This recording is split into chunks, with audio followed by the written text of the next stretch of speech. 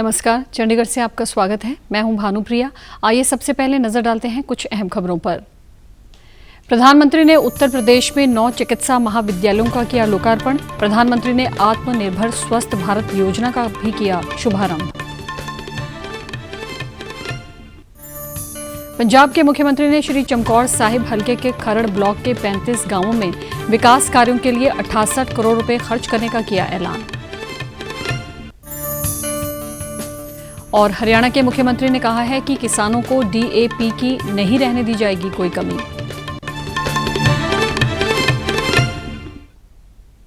अब समाचार विस्तार से। प्रधानमंत्री नरेंद्र मोदी ने आज उत्तर प्रदेश में 9 चिकित्सा महाविद्यालयों का एक साथ लोकार्पण किया।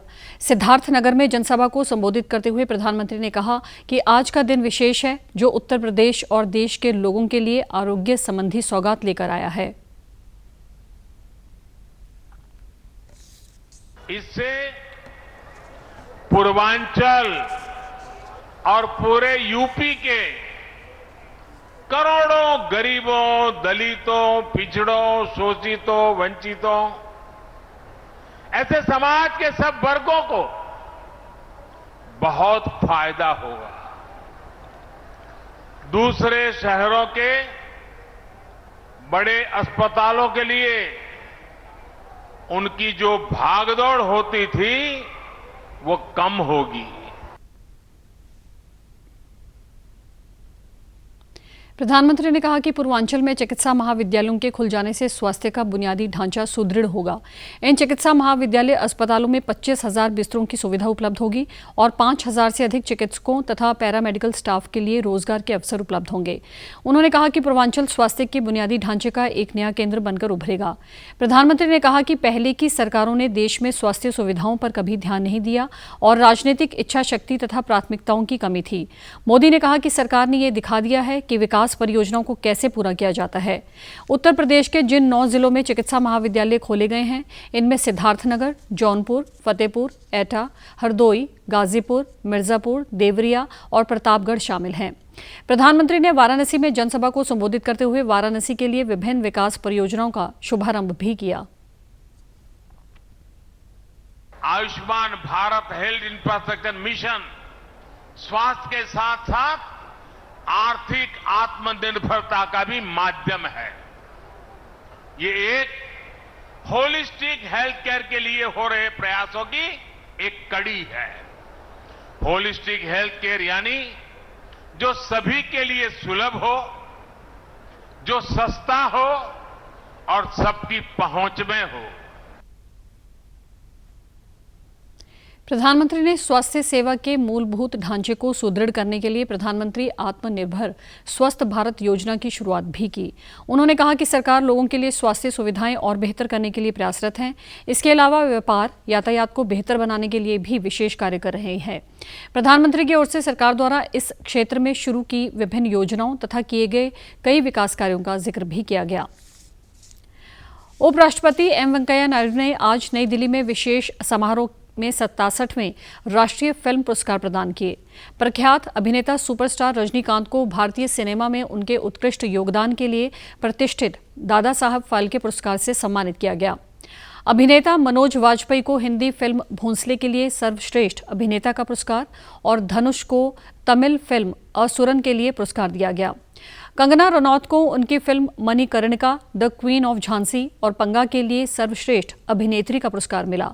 तमिल फिल्म सुपर डिलक्स के लिए विजया सेतुपति को सर्वश्रेष्ठ सहायक अभिनेता और पल्लवी जोशी को Hindi film the Tashkent files के लिए सर्वश्रेष्ठ सहायक अभिनेत्री का पुरस्कार दिया गया।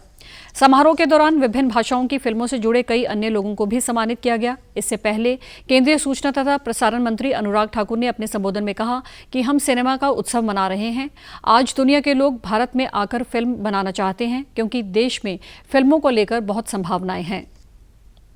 एक प्रयास किया जाता है कि सिंगल विंडो क्लियरेंस हो। आप देश भर में कहीं पर भी अपने शूटिंग करना चाहते हो, आपको उसकी अनुमति मिले और आपको सहयोग दिया जा सके ताकि देश और दुनिया भर के डायरेक्टर्स यहां पर आकर शूटिंग कर सकें। उन्होंने राष्ट्रीय फिल्म पुरस्कार प्राप्त करने वाले सभी लोगों को बधाई दी। पंजाब के मुख्यमंत्री चरणजीत सिंह ने चमकौर साहिब हलके के खरड़ ब्लॉक के 35 गांवों में विकास कार्य के लिए 68 करोड़ रुपए खर्च करने का ऐलान किया है। इसके अतिरिक्त मुख्यमंत्री ने इलाके के ऐतिहासिक गांव कंडुआ को नगर पंचायत के तौर पर अपग्रेड करने का ऐलान भी किया। इस अवसर पर चन्नी ने इन गांवों की पंचायतों को 14 करोड़ रुपए के चेक सौंपते हुए 54 करोड़ रुपए के अन्य विकास कार्यों की मंजूरी भी दी।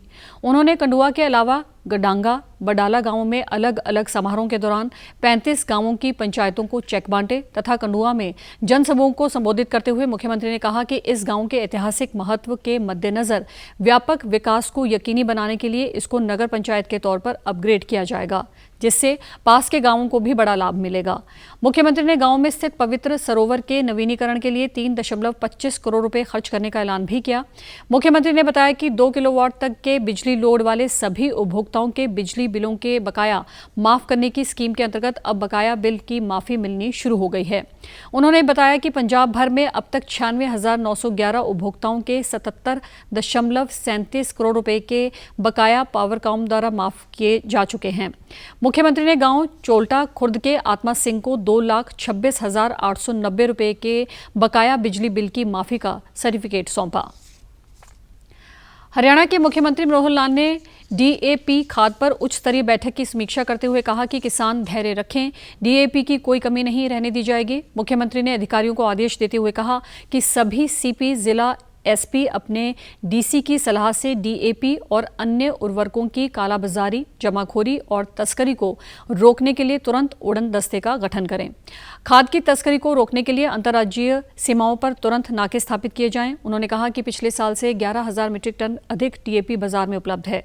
मुख्यमंत्री मनोहर लाल ने केमिकल और फर्टिलाइजर मंत्री मनसुख मांडविया से फोन पर बातचीत कर 6 अतिरिक्त रैंक बढ़ाने पर सहमति भी ली।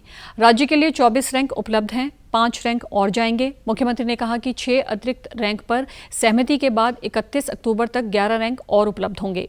मुख्यमंत्री ने किसानों से अपील करते हुए कहा कि किसान धैर्य रखें, डीएपी की कोई कमी नहीं रहने दी जाएगी। युवा कार्य और खेल मंत्री अनुराग ठाकुर ने कहा है कि स्वच्छ भारत अभियान के अंतर्गत अब तक देश भर में 75 लाख किलोग्राम कचरा उठाया गया है। 1 माह का ये कार्यक्रम 1 अक्टूबर को शुरू किया गया था। नेहरू युवा केंद्र संगठन द्वारा चलाए गए इस कार्यक्रम का नेतृत्व युवाओं ने किया। इसके अंतर्गत देश के 744 जिलों के 6 लाख गांवों में कचरा मुक्त अभियान चलाया गया। श्री ठाकुर ने बताया कि 75 लाख किलोग्राम कचरा उठाने का लक्ष्य समय सीमा से पहले ही पूरा कर लिया गया। नेहरू युवा केंद्र संगठन ने अब स्वच्छ भारत सुरक्षित भारत अभियान के तहत देश भर से 1 करोड़ किलोग्राम कचरा हटाने का लक्ष्य निर्धारित किया है। भारतीय जनता पार्टी की पंजाब इकाई ने आज पंजाब के मुख्यमंत्री द्वारा बीएसएफ के अधिकार क्षेत्र में वृद्धि के मुद्दे पर बुलाई सर्वदल बैठक का बहिष्कार किया है। पंजाब से भारतीय जनता पार्टी के नेता तथा पूर्व प्रदेश अध्यक्ष व पूर्व मंत्री मनोरंजन कालिया ने आज एक प्रेस वार्ता के दौरान ये जानकारी देते हुए कहा कि बीएसएफ का अधिकार क्षेत्र बढ़ाने को बेवजह मुद्दा बनाया जा रहा है। उन्होंने कहा कि बीएसएफ का दायरा बढ़ाना राष्ट्रीय सुरक्षा से संबंधित मुद्दा है, क्योंकि पंजाब एक सीमावर्ती राज्य है तथा ड्रोन द्वारा पाकिस्तान की ओर से भारत की सीमा पर नशे तथा हथियार भेजने की कई घटनाएं पिछले दिनों में देखने को मिली हैं। उन्होंने कहा कि बीएसएफ के अधिकार क्षेत्र में बढ़ोतरी से सीमा पर गैर कानूनी गतिविधियों को रोकने में मदद मिलेगी तथा पंजाब सरकार द्वारा सुरक्षा के मामले पर राजनीति करना सही नहीं है।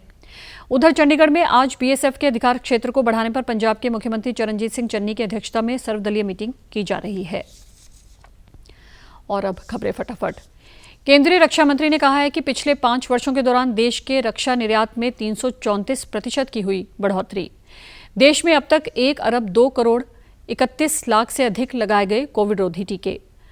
पंजाब के उद्योग मंत्री के अनुसार पिछले 4.5 वर्षों में दुनिया भर के निवेशकों ने पंजाब में 99,000 करोड़ रुपए का किया निवेश। पंजाब के मुख्यमंत्री ने आंखों की रोशनी वापस पा सकने वाले नेत्रहीनों का सर्वे करवाकर इलाज करवाने का किया ऐलान। नेत्रहीनों की पेंशन को रिव्यू करने का भी किया जिक्र।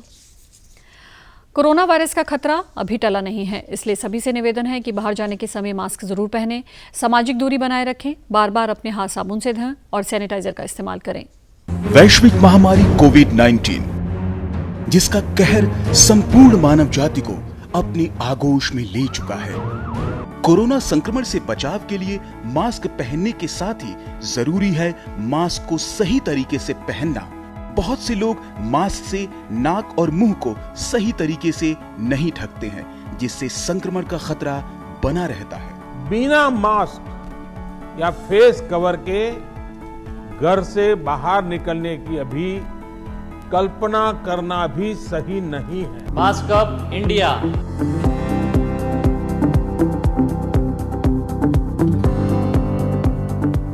और आप हमारे समाचार YouTube channel DD news Chandigarh, Facebook DD news Chandigarh और Twitter handle DD news CHD पर भी देख सकते हैं। इसी के साथ चंडीगढ़ से समाचारों का सिलसिला समाप्त होता है। और अब मैं स्टूडियो से बाहर जा रही हूँ तो मैं अपना मास्क पहन रही हूँ। आप भी घर से बाहर जाएं तो मास्क जरूर पहनें। नमस्कार।